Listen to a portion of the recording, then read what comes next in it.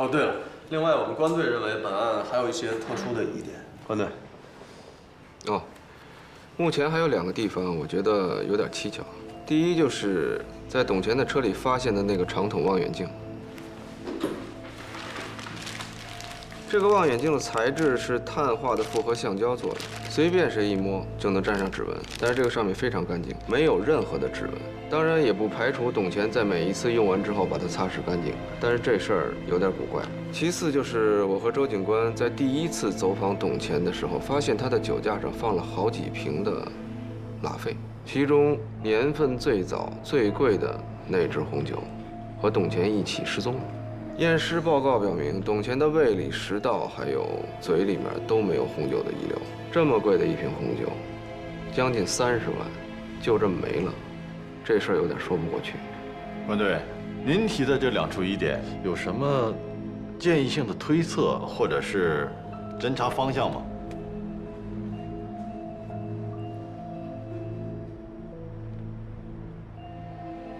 像这么名贵的红酒，流通的范围应该很小吧？对，我觉得可以查找和监控一下这种高档红酒的流通渠道，看看近期有没有人出手一瓶61年的拉菲。关队的意思是，本案除了董乾，还有可能存在其他的同案。我确实怀疑这个案子，除了这个董乾和被害者，还牵连其他的人。至于这个其他人跟董乾是不是同案，这就不好说了。就像周队刚才说过的一样，这个案子有可能还活着更多的被害人，所以不能排除可能是其中一个被害人所为。那你的意思是，也有可能董乾是被某个被害人出于报复性目的而杀害？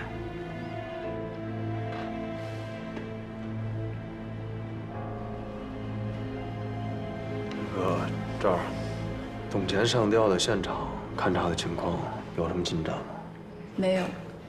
通过现场侦查，我们发现完全符合上吊自杀的特性，而且我们还特别注意了一下董乾脚下的石块数量，完全符合那个高度，他可以刚好把绳索放在树干上制造绞索。但是现场的地质状况不好，足迹采样很困难。总之，我们还没有发现除了董乾之外还有其他人在场的证据。那好，咱们就继续按照这个方向侦查下去，尽快的核实所有被害人的身份，也按照关队所建议的，调查一下本市的高档红酒市场，争取早日完善所有的破案细节，圆满结案。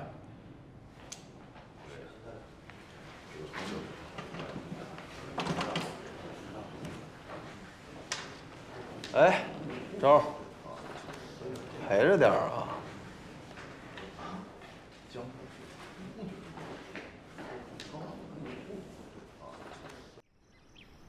关老师，您在看什么呢？验尸结果和现场勘验都符合上吊自杀，怎么符合？不是说，所谓符合，就是所有证据推测出来的，对吗？那仅凭推测，怎么就能确定他就是上吊自杀死的呢？我们肯定都是通过合理的推测呀。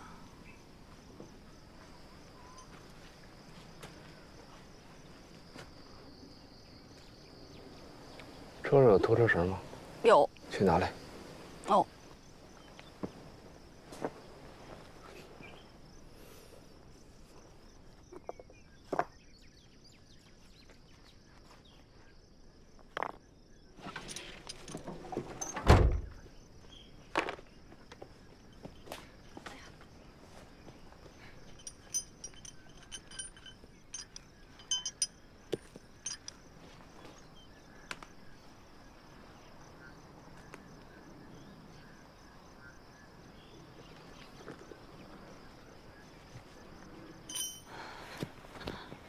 关老师，我们这儿没有任何保护措施，要不要再多叫些人过来呀？没事儿，我这2只手在里边撑着劲儿呢，不会有危险的。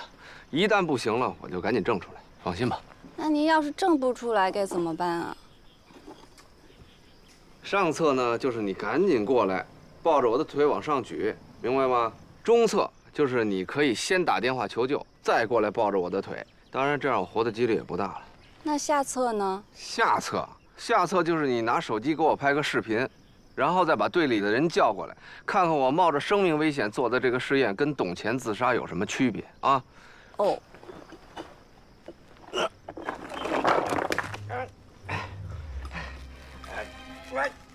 哎，你怎么直接选择下册了？啊？哦。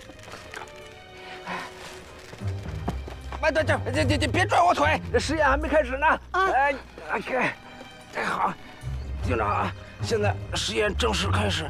那个，高亚楠怎么说来着？啊？因为窒息而挣扎。哦。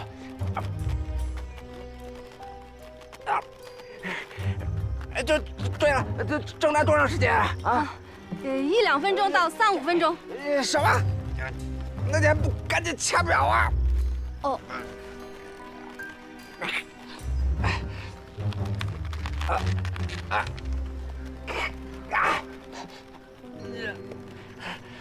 多长时间了？关老师，时间差不多了，我放你下来吧。你别往下拽我呀！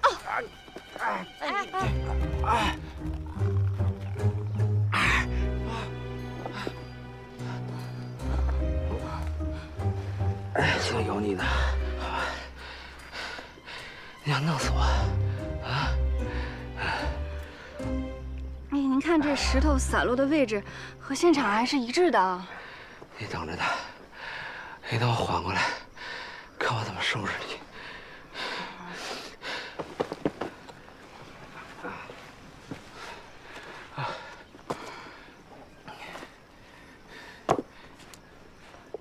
关老师，我。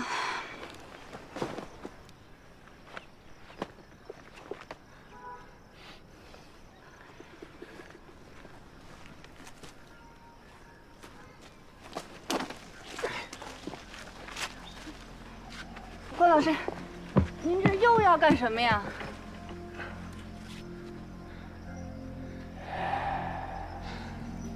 手机给我。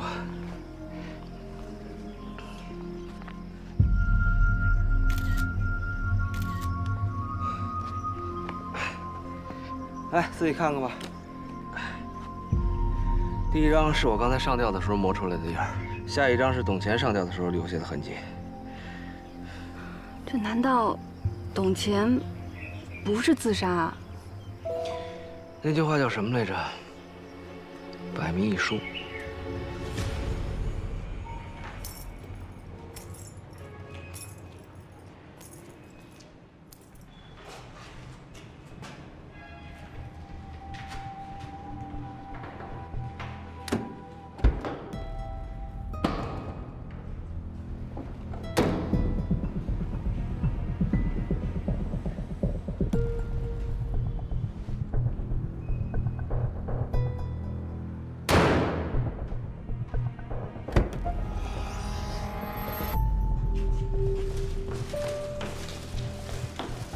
关老师，快点！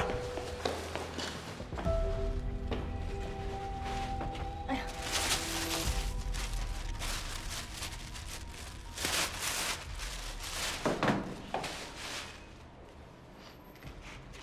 现在这4S店的销售人员，这培训素质越来越差。本来一个电话就摆平的事儿，害得我非得买个电瓶。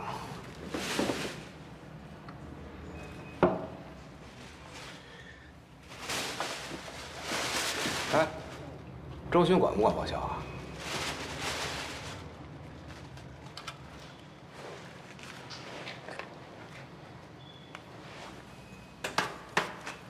上车。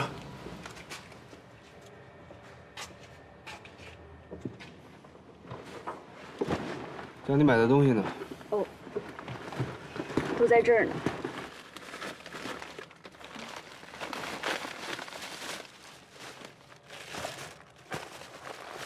喝吧，别客气。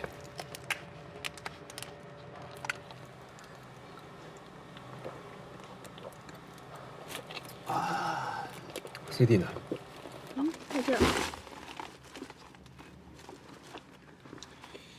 哎，没有精选集啊？这是最新的了。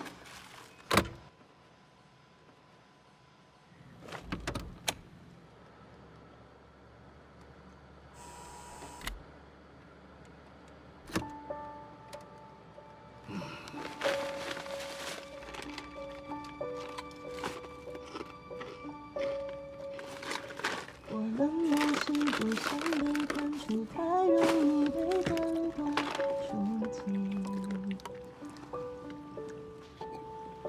我比较喜欢现在的自己。郭老师，您这是？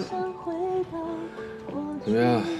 这2天给我住一个房间没休息好吧？肯定累了，好好放松放松，休息一下。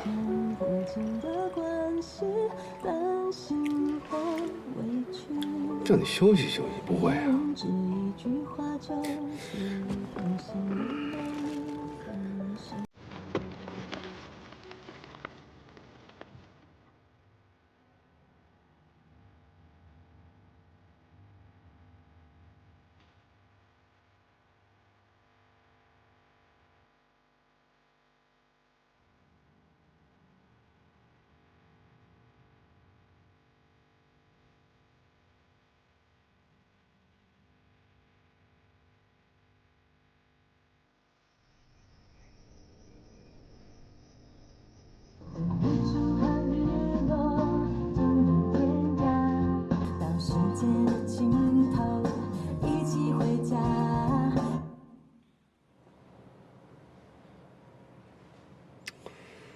就是他了。电瓶是没电了吗？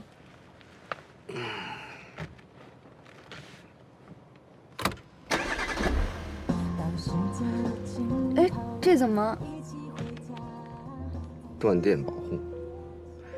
现在一般中高档的汽车都具备这种电瓶低电量的断电保护，也就是说，一辆车在没启动的情况下通电，一旦车载电脑监测到车的电瓶电量低于某个百分比，就会自动切断整车的电源，这样开车的人就不会因为电瓶的电耗尽了而启动不了车这种尴尬。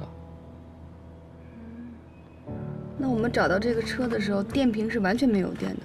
这么说，这种情况就根本不可能发生。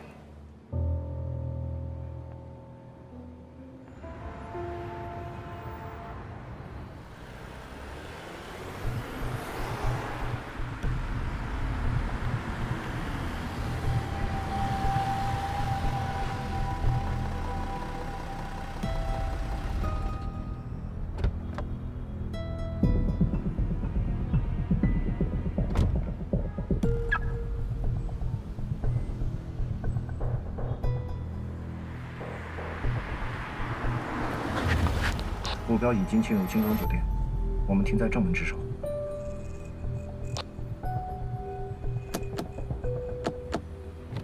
啊，刘队，你俩回去休息吧。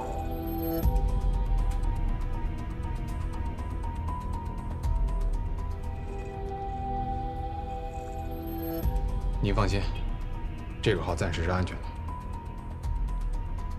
我不知道，很难摆脱。我也不清楚背后还有谁，但是现在刘长勇死咬着我不放，您看，您能不能想办法解决一下？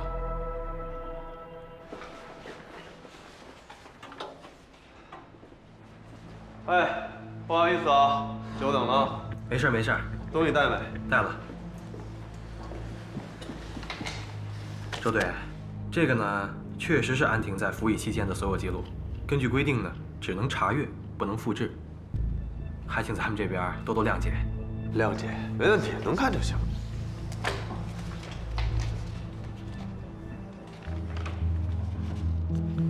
哎，对了，关于那个5四手枪那些呢？啊，那个确实是安婷在服役期间负责押运的那批报废手枪。资料里面有详细清单，您可以核对一下。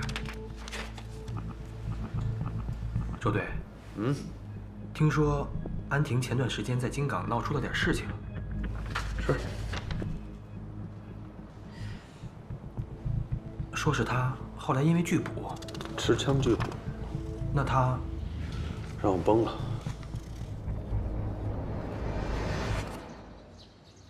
你们确定还有一个人？是这样，昨天我和关老师重新勘测了董乾的自杀现场，还有他的车。经过实地勘测，我们现在可以基本确认，无论董乾是不是自杀的，都可以确定他的自杀现场是由另一个人特意给伪造出来的。此外，他那瓶消失不见的拉菲红酒，还有他现在入不敷出的经济状况，以及他那辆车里莫名其妙被耗光电量的电瓶，以上都可以作为我们推测的佐证。那这个董乾，他们是同伙呢，还是仇人？不好说。不管这个人的真实身份，还是之前在案件中所扮演的角色是什么，我感觉董乾就是死在他手上的。这董乾有多重啊？140、150，差不多。差不多，怎么了？昨天你们勘察现场的时候，有没有想过，他是怎么把一个100多斤的人给吊到树上？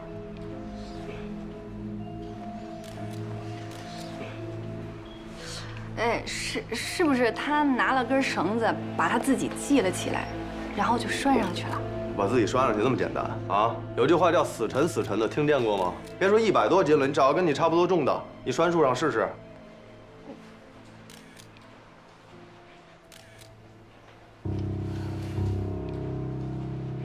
不过这都是技术上的小事儿啊。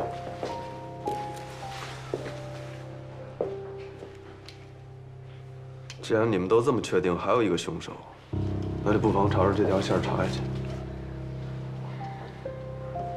周队，哎，您来一下吧。我先过去。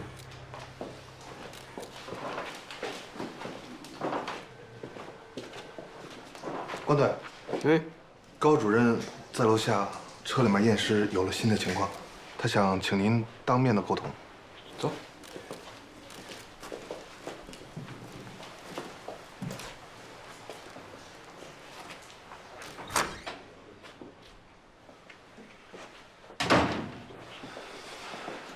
仔细点啊！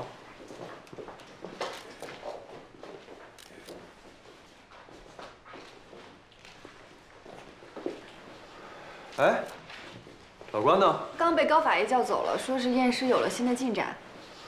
行，来，问问。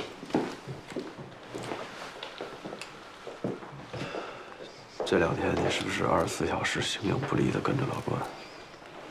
是啊，一直待在一起。晚上睡觉也在一块儿。啊？我的意思是，晚上睡觉你们是不是睡在一个房间里？这你知道的。他有没有和外界有什么不同寻常的联系？没有。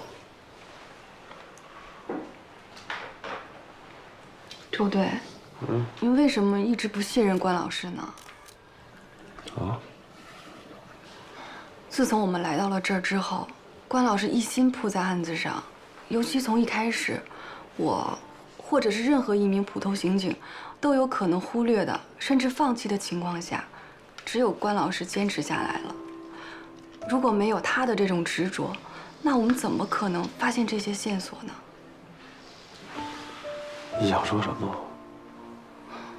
我不知道关老师是不是最优秀的刑警，但他的确是我见过最敬业的。如果整个支队大家都以破案为同舟共济的话，能不能少些牵制和猜忌？我知道是周队您把我从警校招到这里来的，我很感激您，也很敬重您，但我真的只想好好的学习如何做一名刑侦工作人员，而不是被当作用来监视关老师的间谍，或者牵制我父亲的棋子。周队，我不会继续再做这样的事情了。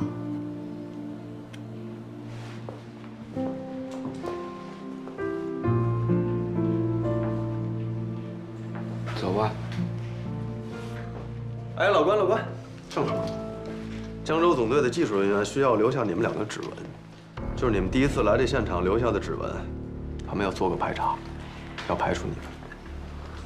哎，我们的指纹队里不都有备案吗？还回金刚取价，啊，你在这给他印一个不就完了吗？省事儿。来，马铃儿的。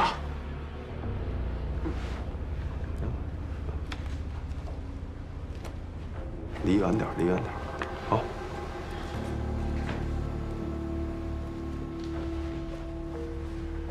马铃儿的，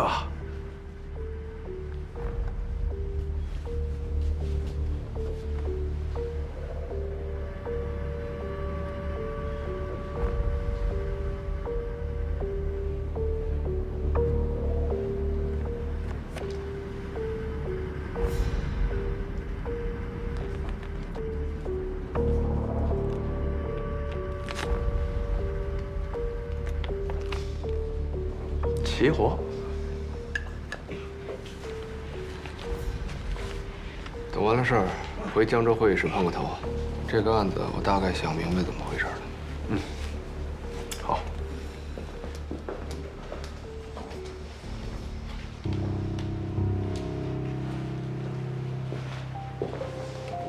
哎，赵倩，赵倩，哎，周队，排查一下。好。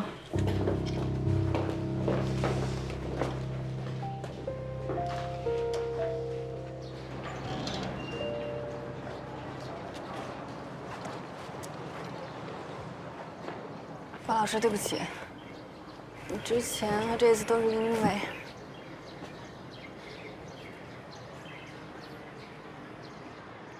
我只是个编外的顾问，周鑫才是你真正的领导。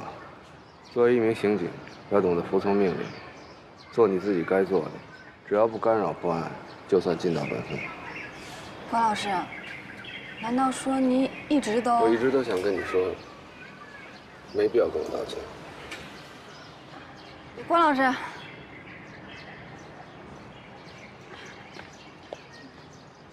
那天晚上，您问我更喜欢您哪个样子，我想跟您说的是，不管您是哪个样子，我最喜欢的都是您办案时候的样子。先开车去。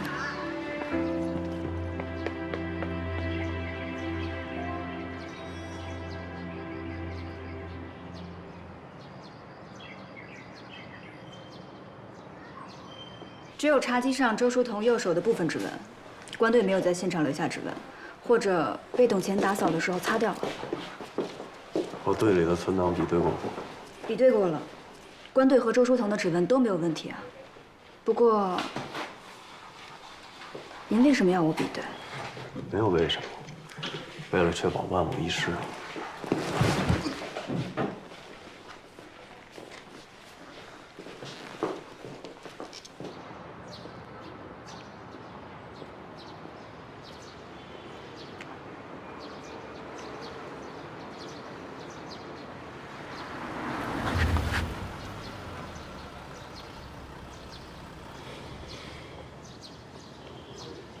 你们过来怎么也不告诉我一声啊？我也是奉命行事啊。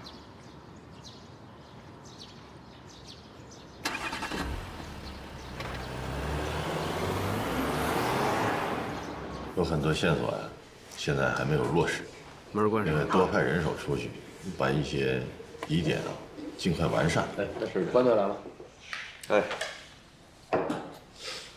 接下来我要跟各位说的，虽然都有直接或间接的证据做依托，但大体上都是推测，目的就是为了让各位领导对案件的事实有一个轮廓。我后面会给一个排查的大方向，但这一块儿就要麻烦江州各位领导的支持。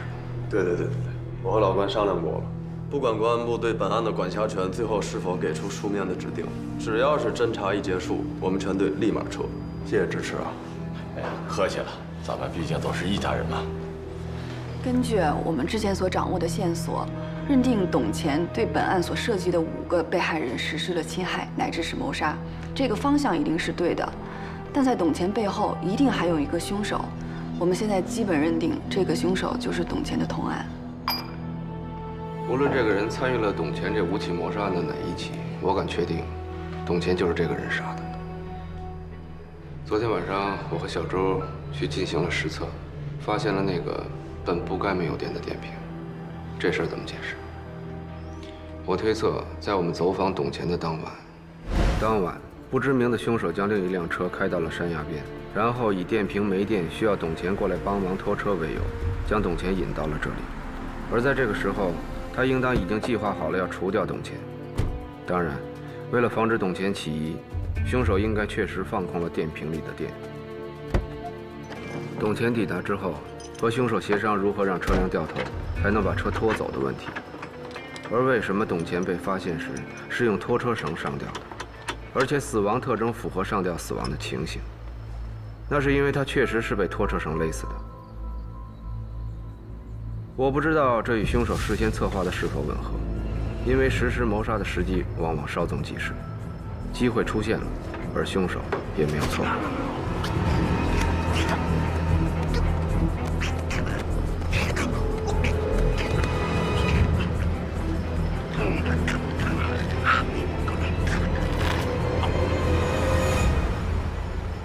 凶手虽然顺利地勒死了董乾，但在步骤上的偏差却导致了一个尴尬的局面。他一个人是拖不走自己的车的。不过很快他就发现，鉴于所有轿车的电瓶规格基本都是统一的，所以他可以把董乾车上的电瓶换到自己车上。凶手自以为很巧妙的设置，却恰恰成为了他致命的纰漏。那是因为他没有想到董乾驾驶的那款 A4L 轿车具备低电量断电保护功能。使这个电量耗尽的电瓶成为了本案中一个无法自圆其说的重大疑点。我们在复查中发现，董乾车上那个单筒望远镜上没有留下任何指纹，这个单筒望远镜极有可能是凶手留下的，而他将望远镜侧距定焦的位置，恰恰定在了董乾之前抛尸的位置。他之所以这样做，应该是为了让尸体能够尽早被发现。那他是如何伪装董乾上吊自杀现场的呢？一旦我们确定了董乾是被凶手所杀这个前提，那么从他上吊自杀的现场就不难还原凶手伪造现场的方法。而这个自杀现场中，凶手还是百密一疏，留下了线索，绳索在树干上留下的磨损痕迹。不过老关，之前我问过你啊，100来斤的死人把它挂在树上，就算换成我也不是件轻松的事儿。这个死人是不是他没配合？这事儿不难，稍微有一点物理和机械常识的人都做得到。什么意思？定滑轮。凶手会在树上临时设置一个定滑轮，再用定滑轮把尸体吊上树干，最后只需要拆掉这个定滑轮就可以了。如果我们再回到现场勘查，应该不难在树上找到安装定滑轮的痕迹。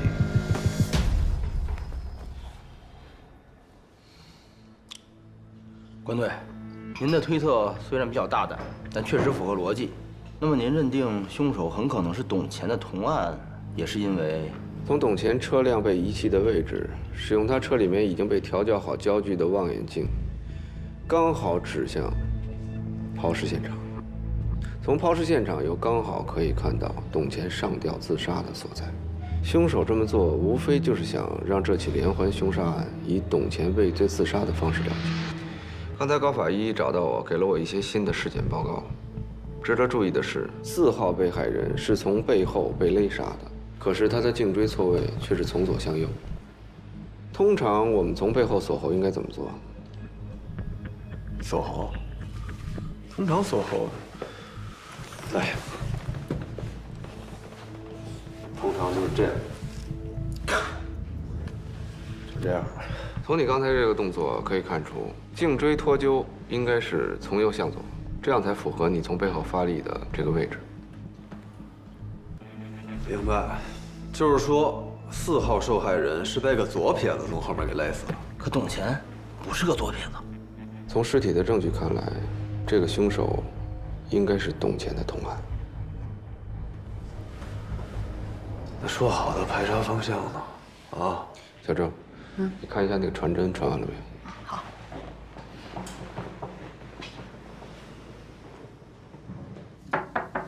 进来。刘队，这是你要的资料。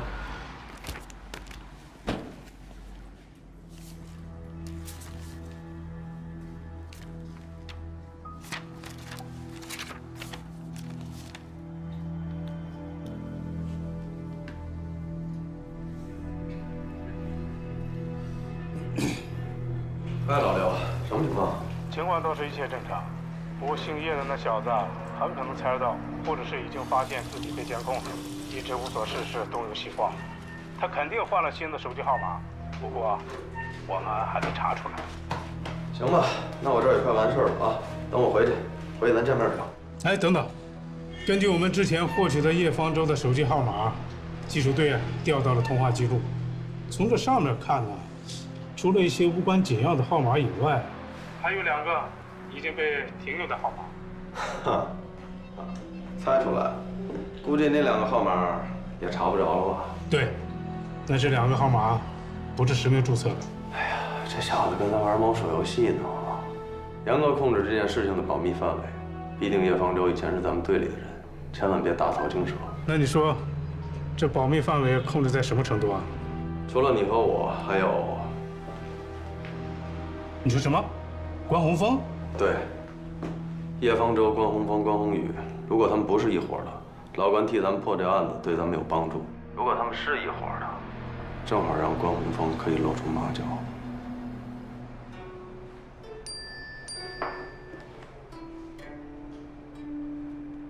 他到了。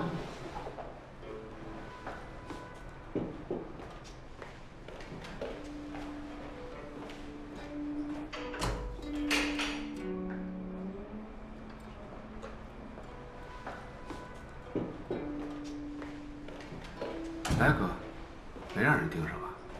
放心吧，没有人跟踪我。之前在京港那么多人都没围住我，到了这儿，他们跟我一样，人生地不熟。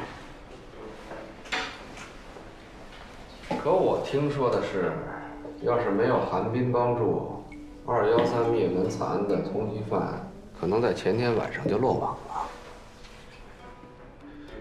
现在周巡和江州的警察都撒出去抓凶手了，他们顾不上我。找到凶手了。说起这个，差点穿帮，还是小周告诉我的。你是不是没有注意到这个细节？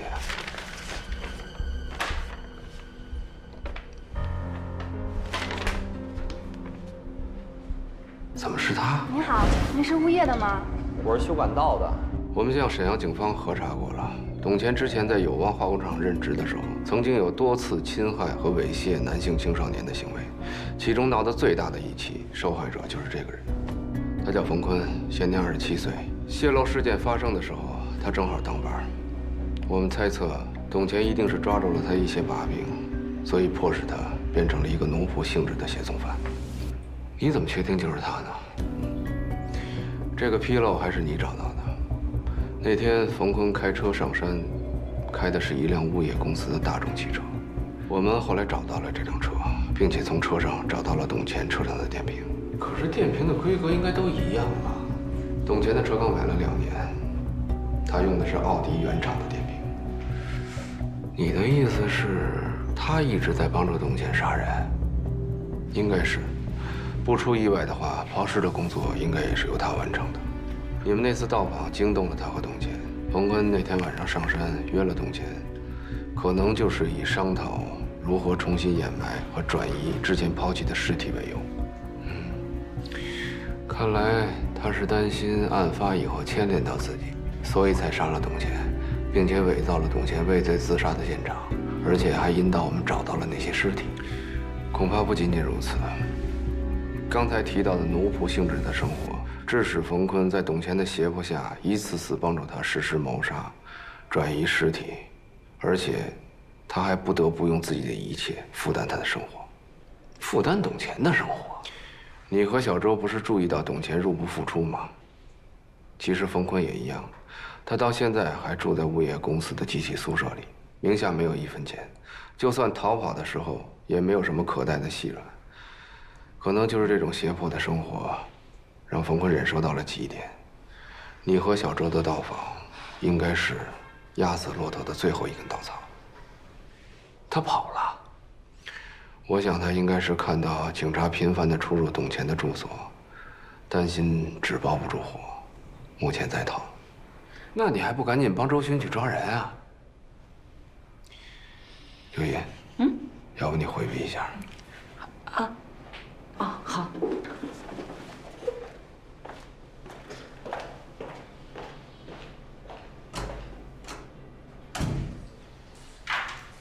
我们现在交接吧。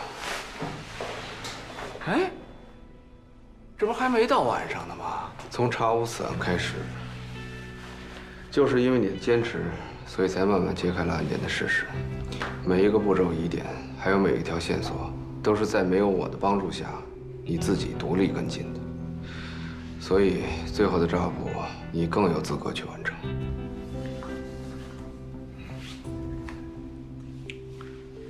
行啊，那现在这个抓捕有什么方向吗？手机备忘录上都有，你照着上面应该能摸个8、9不离10。哦，对了，话说回来了，你去南山的那天晚上，跟小周说了什么？啊？恐怕这个案子结束的时候，你得跟小周一块儿回去。这个由他刚表白过的关老师，应该由你扮演更合适。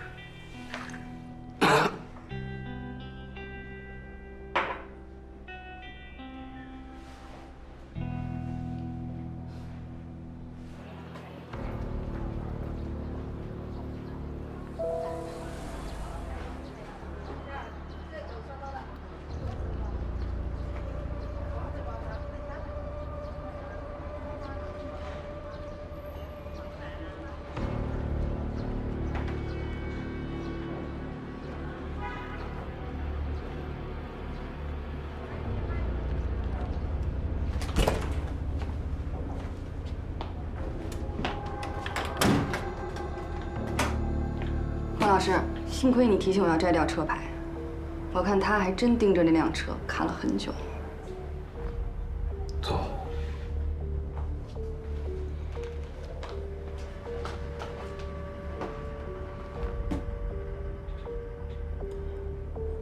没想到你们这么快。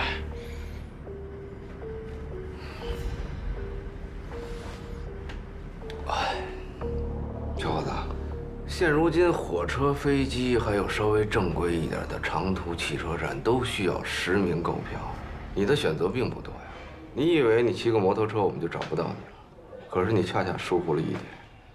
我们呢对你家里电话做了一个布控，发现你给家里去了个电话，而这个电话是从一个加油站附近的公用电话打过去的，而离这个加油站最近的，不需要身份证就能登记的酒店，就这么一家。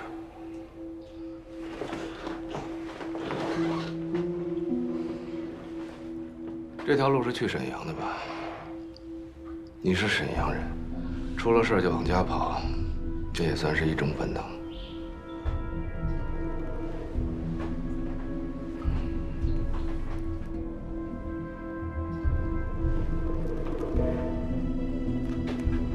这瓶酒不是董乾带走的，是你杀了他以后去他家里取走的，对吗？好酒啊，30多万，放6年前也得20多万。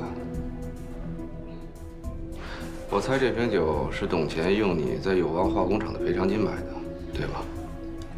那次事故，原料工厂的门，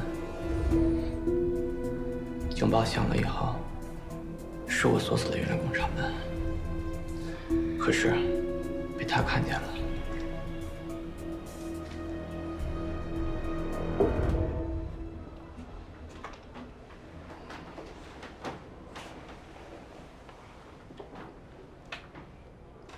可你知不知道，如果你不关那个安全门的话，你们厂子里的人死的会更多。我查过事故报告了，那2个遇难者其实当时已经处于化工原料之下了，没有生还的可能性。你的选择是对的。可是，他一直说是我害死了他们，他还让你供养他，让你帮他杀人抛尸，对吗？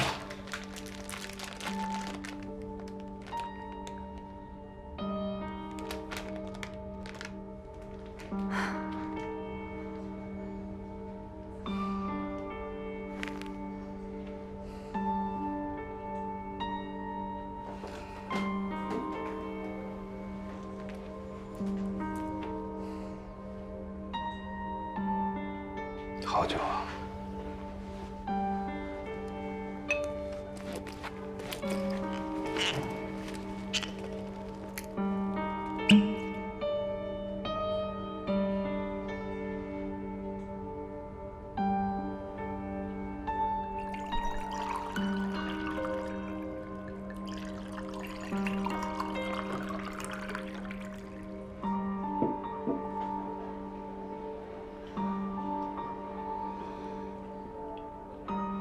！61年，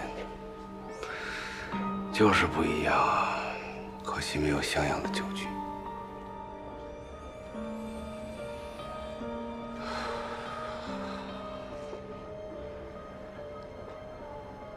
来，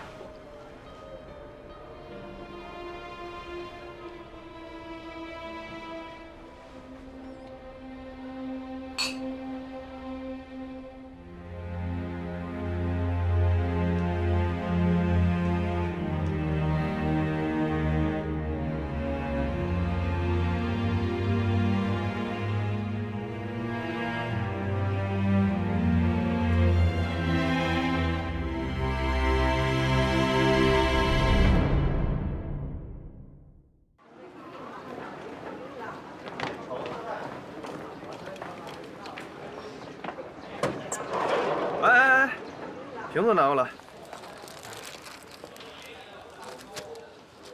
哎，老关，这61年的拉费一杯没给我留。我不这也是为了不让公安部的5条禁令抓你个现行吗？行了，好。哎，不管怎么说，这个董乾也算是死有余辜。江州警方破获了案件，抓住了冯坤。胡强呢，也把伤害致死减轻到了故意伤害。合着这跟着忙活了半天，就咱们一无所获。谁说一无所获啊？哦，你知道吗？这个冯坤到最后都没喝一口酒啊！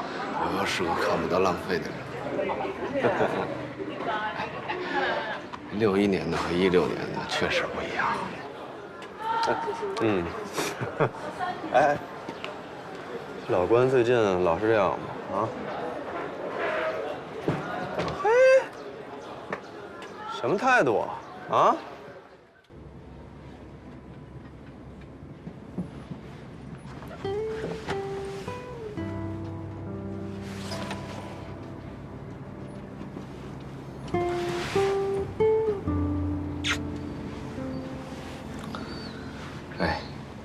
要不是因为你现在怀孕，我非把这节车厢都给包下来。不过呢，我得让周巡给报销。抱吧。哎，燕子。别这样，燕子，你听我说，不能这样。公众场合，哎。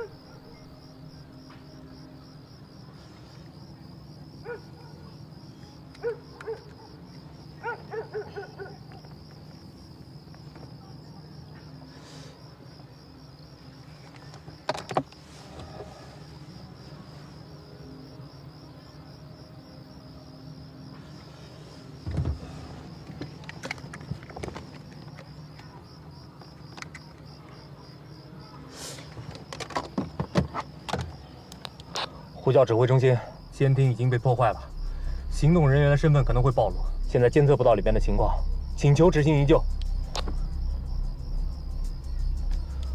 呼叫指挥中心，情况危急，请求执行营救。原地待命。什么？现在事态不明确，贸然行动会破坏整个计划。我命令你原地待命。可是里面……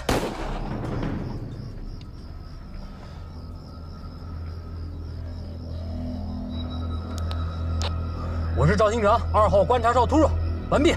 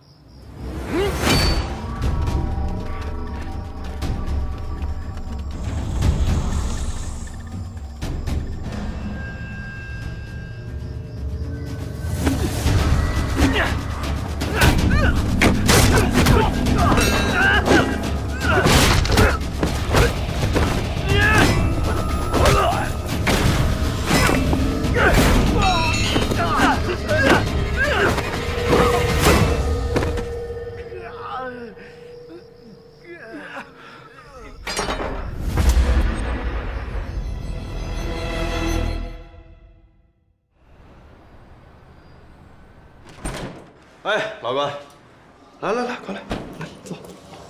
找我什么事儿？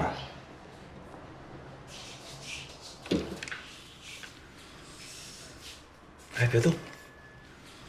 嘿，最近的气色不错。你是不是谈恋爱了？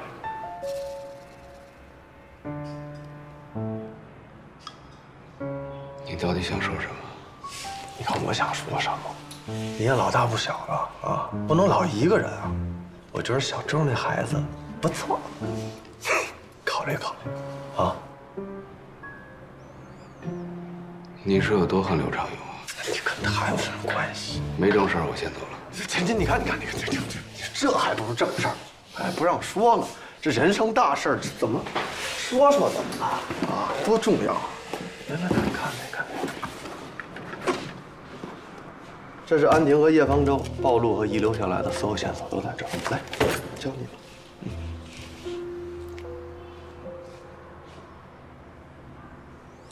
什么意思？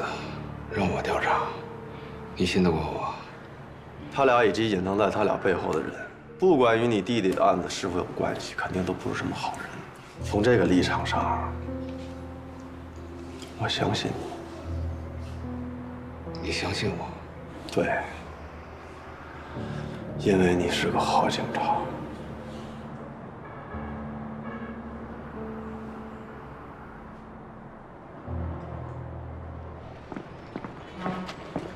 去海港支队干什么呀？长丰长兴路发现无名男尸，法医队、技术队到车库集合，15分钟之内出发。现场交给老刘，让他来负责。法医那边让他们确认一下，如果没必要的话，就把尸体拉回来做尸检。现场勘验交给技术队和助理法医完成。啊，收到。哎，对了，你刚跟我说什么？有命案你都不出现场，还教唆我？别告诉我你是要带我去海港支队找白菊打架。很过分吗？一般情况下你都很过分，总得告诉我开战的导火索是什么吧？上车告诉你。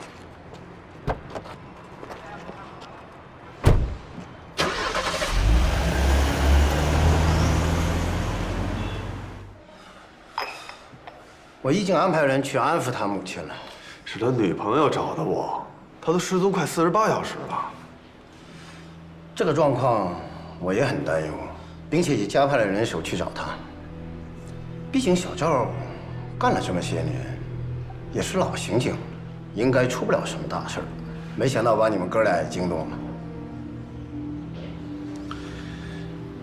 白菊，他是什么时候不见的？前天晚上，下班以后。当晚，他和东部地区队的2个探组到双榆树去摸排一个入户盗窃团伙。行动结束后，他就没归队，大家就以为他回家了。那最后见着他的是谁啊？好像是东部地区队的小曹。他出任务的时候配枪了吗？这个我还真不太清楚。不过你们就放心吧，我们会尽快找到他。毕竟是队里自己的兄弟，大家也都很担心他。行，那就给您添麻烦了。一有他的消息，有消息一定通知你们。那我们先走了。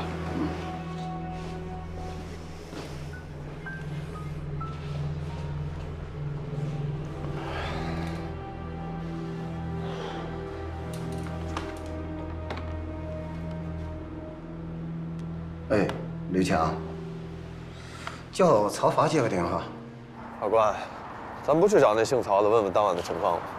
不用了吧，估计也问不出什么。老白应该已经叮嘱他帮着圆谎了。啊？你什么意思？老白一直在撒谎，可能是因为准备不足，所以破绽百出。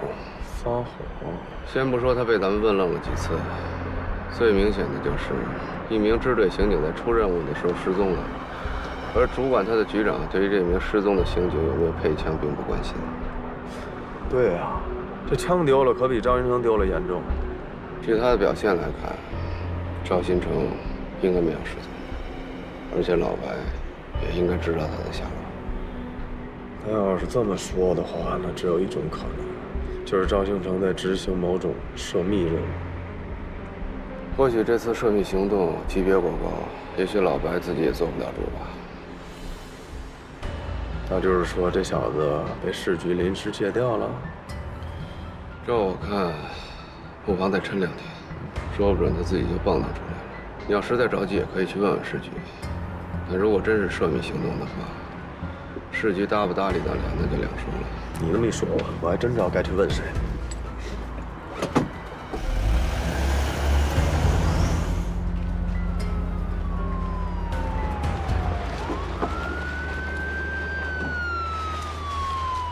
刘队啊，亚楠，身体都这样了，还出现场？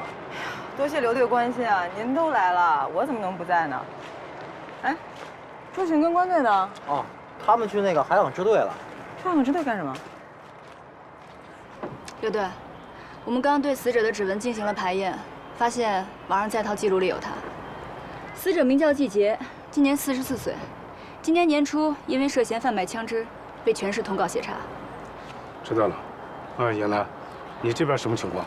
好，小徐，来，小徐，快点给刘队介绍一下情况。刘队，这不是第一现场，他是被抛尸过来的，死亡时间不会超过48小时，死因是利器割喉，他身上没有钱包，左手手腕上有明显的代表痕迹，但是表已经没有了。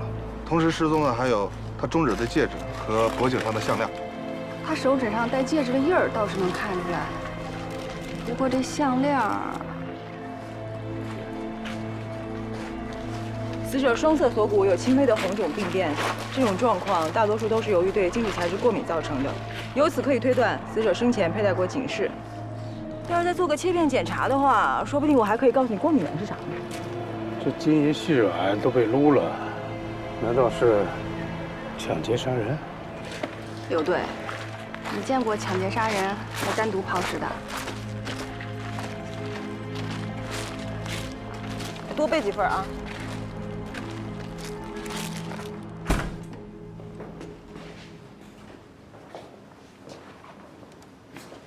哎呦，这什么情况啊？对。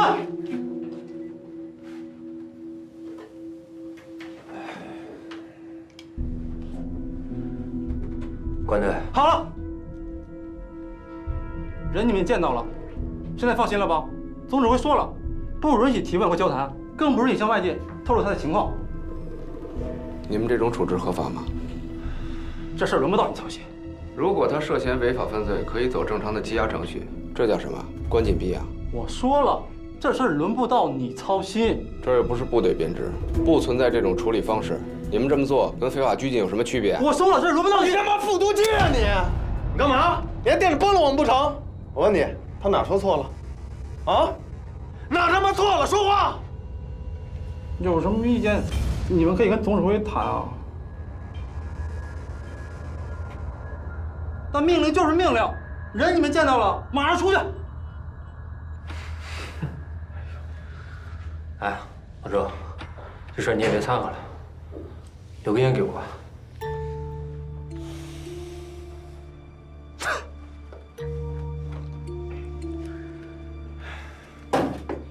哎，这怎么了？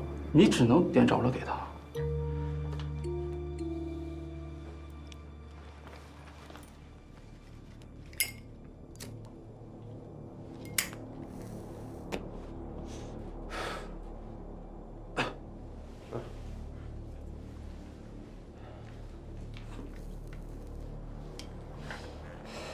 关队，你们先走吧。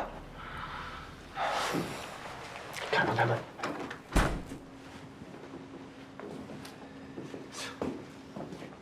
哎，兄弟，又怎么了？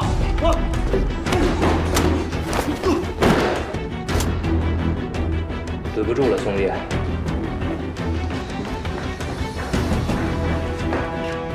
别让使劲使，赵医生他跑了。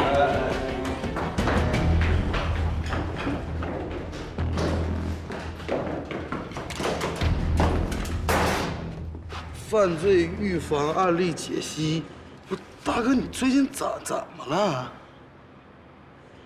你是不是跟你哥唱双簧，把你这脑子给唱坏了？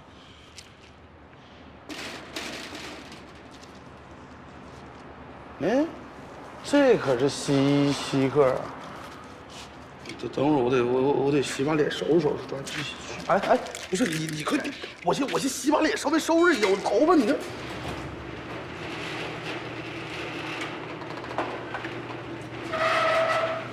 哎，大上面，人你下次来的时候你提前说一声，我说好收拾。昨晚盘货的时候，看见这个，行啊，够会找地方藏的呀。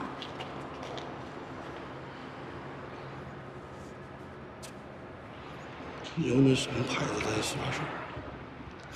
挺香啊。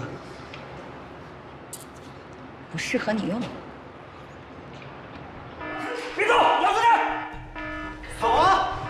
你不是挺能跑的吗？给我摁住！枪呢？我的枪呢？你个傻蛋，哪有从正门往外跑的？带回去。带走。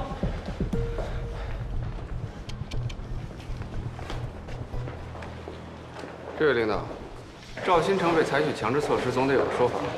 你是关洪峰？您是？跟我来吧，请进吧。哟，师姐，好久不见了。赵学，坐吧。好嘞。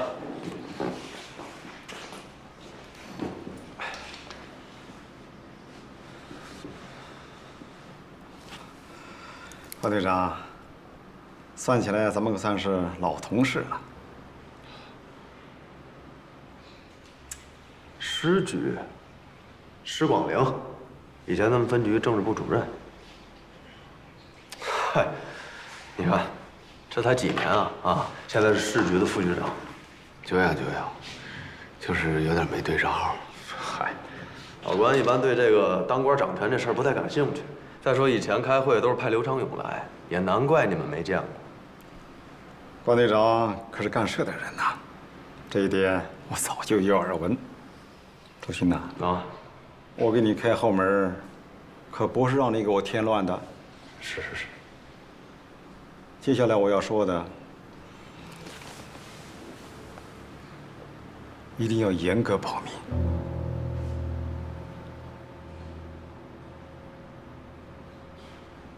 综合高法医和技术队的现场勘验结果，目前我们认为可以排查的方向有：第一，现场走访，这部分呢还是由地区的派出所现在正在进行中。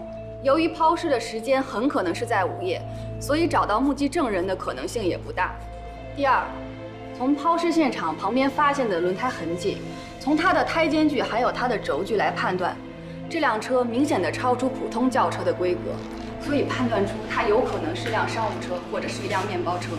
现在呢，我们可以协同交通管理局调取附近的监控，但是由于时间的间距比较长，还有附近监控的装置数量有限，所以我们必须要投入大量的人力还有物力，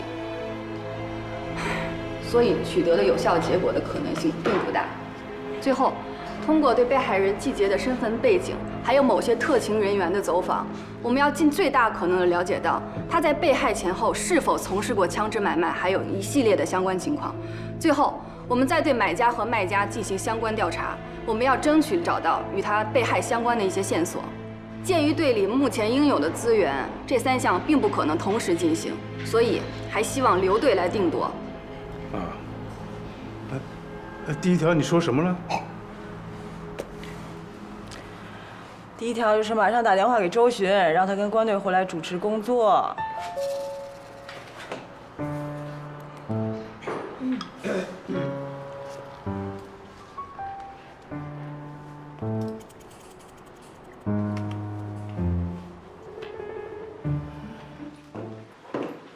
这个施广陵能把整个案件的细节跟咱们说这么清楚，你跟他挺熟啊？哼，那是因为我在接替你当支队长之前啊，也被无数次调到各专案组去负责外围工作。这事儿我怎么不知道？你当然不知道了，那是有保密义务的。这种临时的抽调啊，是不会通知被抽调人上级的，所以你不知道。行动内容是什么？具体的内容我们也不清楚，只知道自己该负责什么，啊，其他的不知道。哎，咱不说这些了。你和老师揽那么大一活儿，你真的没有信心啊？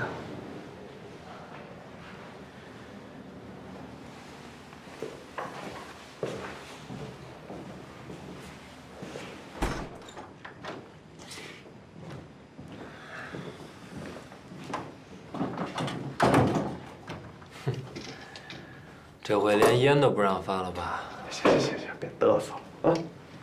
我们队安排。情况我们已经了解了。说句心里话，如果换做我的话，也未必能做得比你更理智。不过我也不觉得施广陵的命令有什么问题。对，大局为主，任务第一是吧？干咱们这一行的，面对危险，总要有个心理准备。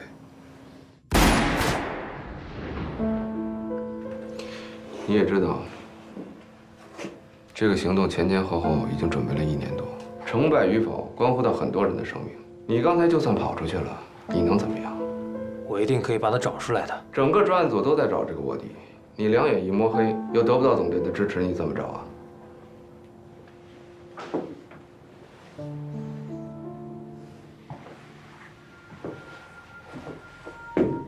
实话告诉你，我已经跟施广陵谈妥了。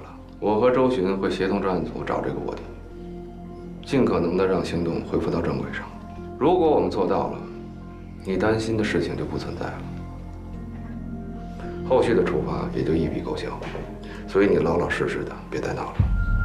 关队，我没想到会。得了，哎，我算是彻底让你给带下水了啊！你不相信施广陵，你总得相信我们吧？我告诉你，我很负责任的告诉你，关队找不着的人，总队派多少人都没戏啊！反正我不行啊，真的。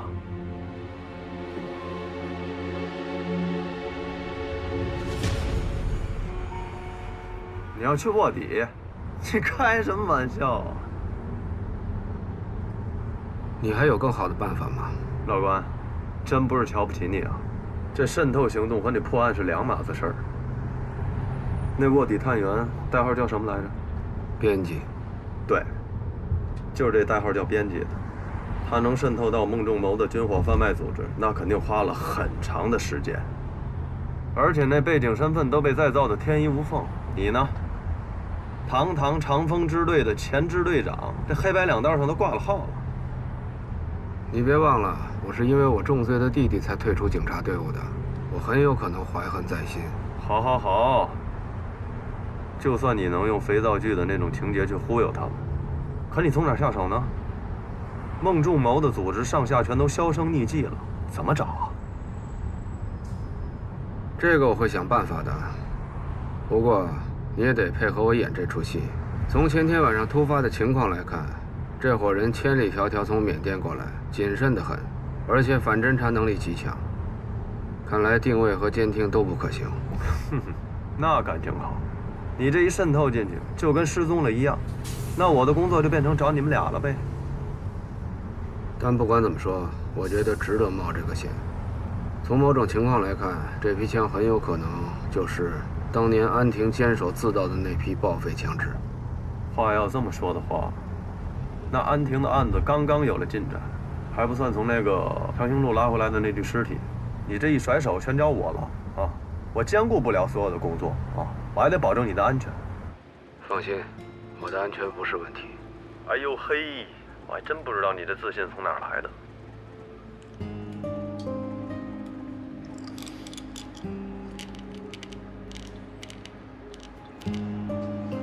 他真要那么做啊？我看这自信啊，就全来源于这200来件。你这说的什么呢？要不也是大家群力群策吗？而且据我分析啊，咱们关大队长现在也不光关注找人这事儿了，更关注安亭那把手枪。他这么做，这不也是为了咱们红宇的这个清白吗？这刚才说那个叫孟仲谋，云南人，后来偷渡到缅甸做起了军火生意，现在是东南亚一带最大的军火商之一。他有一个哥哥，一个姐姐，哥哥常年在云南以贩养吸，后来被武警打成筛子了。姐姐做偷渡生意，被抓进去以后判了无期，现在听说已经从监狱转到精神病医院了。相比之下，这个孟仲谋算是有出息的。凡是在道上混的，射爆射枪的，没有不知道三哥的名号。只是不知道他现在来京港干什么。那一般像这样的人，都该咱怎么接触啊？要想找东海龙王借金箍棒，就得先找个虾兵蟹将打听打听。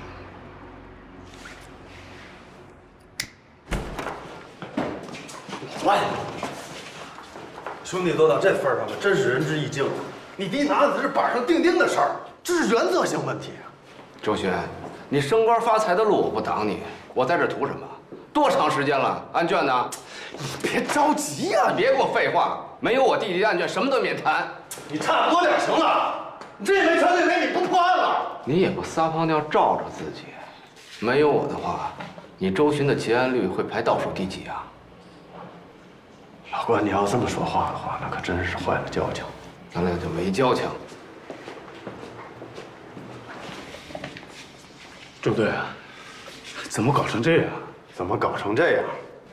我就出去一趟，你副队长连基本的工作都做不好，让那姓关的现在这么牛逼，什么意思？哎，他们怎么回事啊？你们俩办公室等我。都看什么啊？不工作了！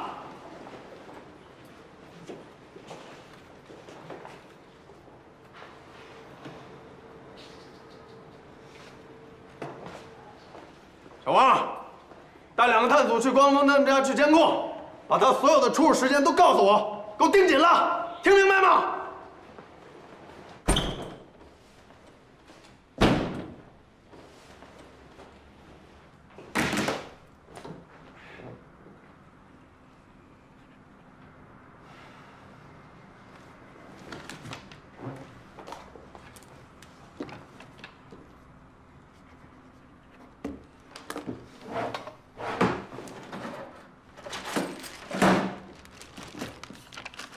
来，你们俩把手头上的事儿都放一放啊，去这个地址给我好好查查，查完的结果告诉我，记住了，要保密啊。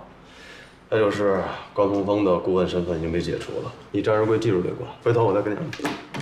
关老师怎么会？不会敲门啊？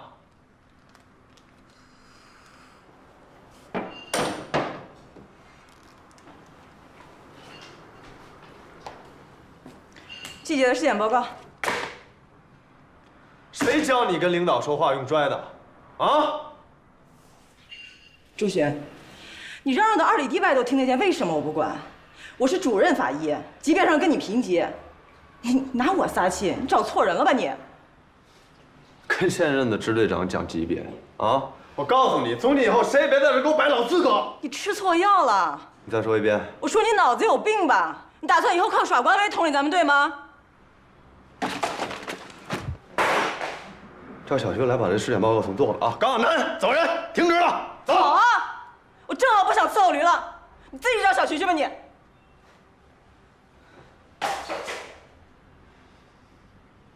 还愣着？关门！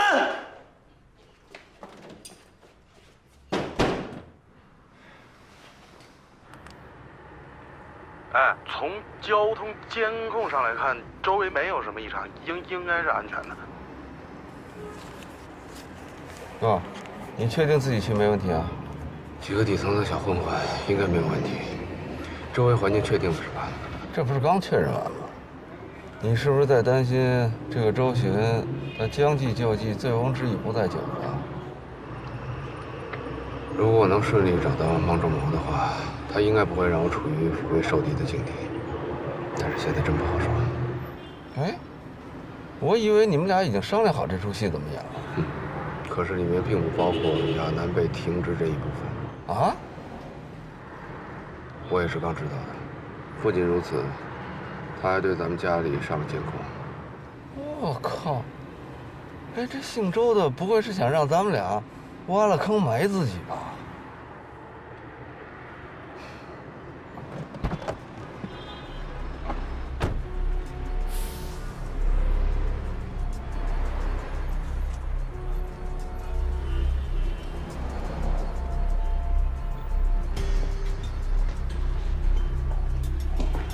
老板，先生你好，买点什么？请问立川在吗？你出，有你对你。啊，李少啊，好好待啊。哎，你好。想找你买点东西。看吧，您是单位采购，还是自己家装修？找你买点特殊的东西。您什么意思？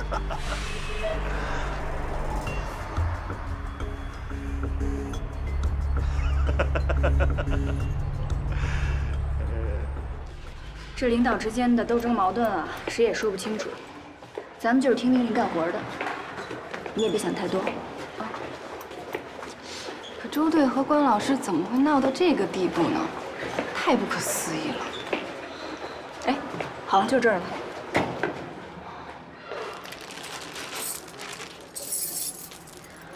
我说这个钥匙怎么这么眼熟呢？原来是从安婷尸体上找到的证物。这么说，这是安婷的住所？可能吧。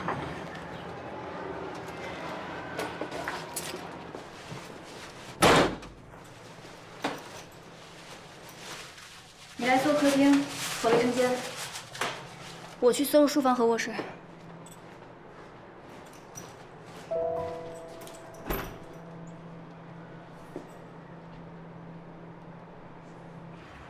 哎，他出来了。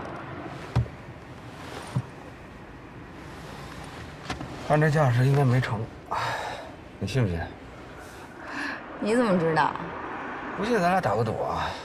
行啊。要是没成的话，你泡我哥。嗯。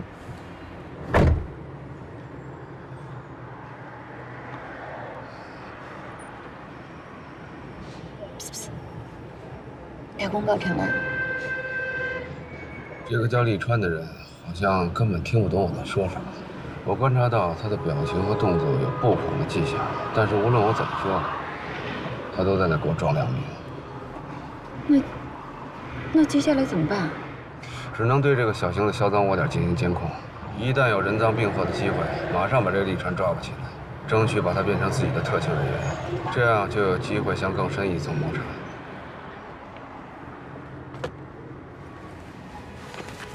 哥，手机给我，干什么啊？快点，别啰嗦。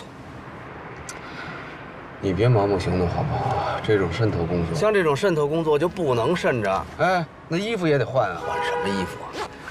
少穿个马甲，他认识我这张脸。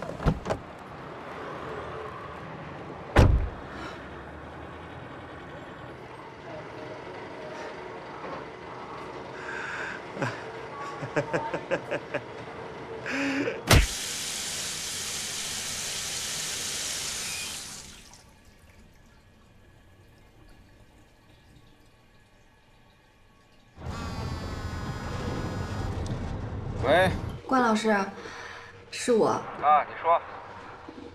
我有一件事儿，不知道该跟谁说。上午周队让我和师姐去搜查安婷的住所，但是我们到了之后，并没有什么特别的发现。不过她的房屋却打扫得异常的干净，就好像在我们来之前特意有人清理过一样。再就是什么？师姐她很奇怪。什么意思啊？安婷的那串钥匙有好几把，但师姐直接拿了一把就把房门打开了，而且进去之后，她直接去让我搜查客厅，然后她自己去搜查卧室还有书房。然后呢？可问题的关键是在进门的位置根本都看不到走廊的拐角处有书房还有卧室啊！她是怎么知道这是一个2室1厅的房子呢？好，我知道了。关老师，您是不是真的要离开支队啊？再联系吧。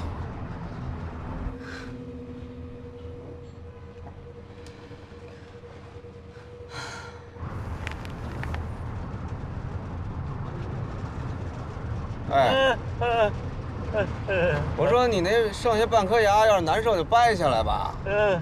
这嘴老歪着也不好看呐。不崴了，不崴了，不崴了，我正过来。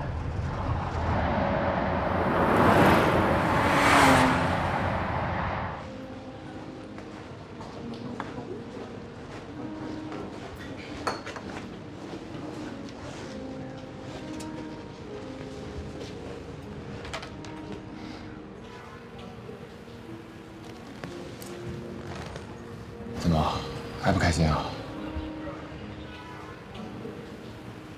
周队莫名其妙就把关老师给赶走了，这简直是没道理。你要这么说，上次我去车站送你，刚出来没多久，就被刘队打过去一通审，岂不是更没道理？啊，这是为什么呀？为什么？也许是因为刘队看我一直都不顺眼吧。不过话说回来，周队对于关队利用的成分更多一些吧。要是真把关队赶走了，对他应该没有什么好处。会不会是有什么别的原因啊？我也不知道，他们好像是因为关老师弟弟的案子才吵起来的。不过更夸张的是，自从关老师走了以后，周队整个人好像都失控了。他竟然派人跟踪关老师的行踪还有住所，还停了高法医的职。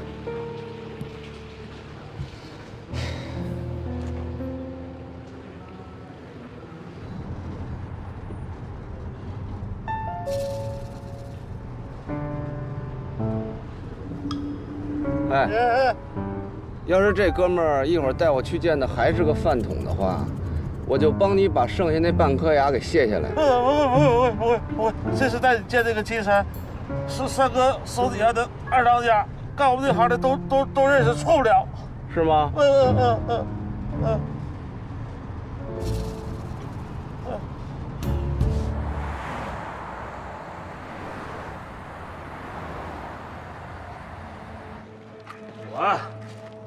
开门。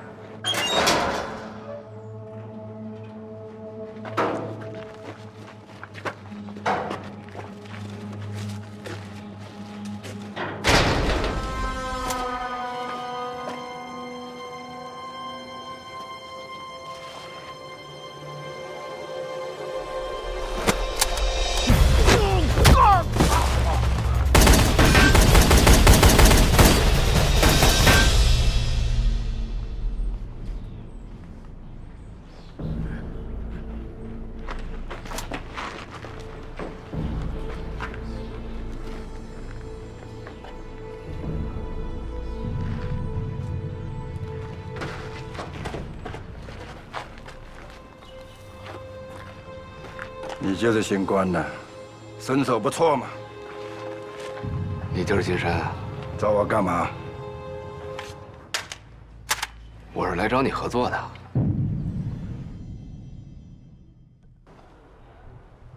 别动！别动！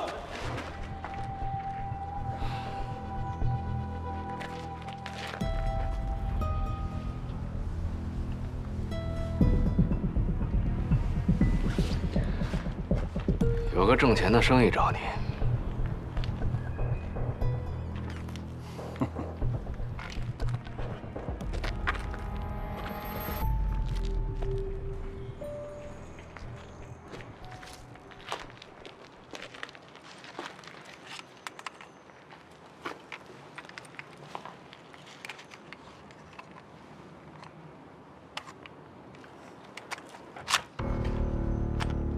瞧你这张阶级斗争的脸。什么？他不是来找你合作的，哦，他是来找编辑的。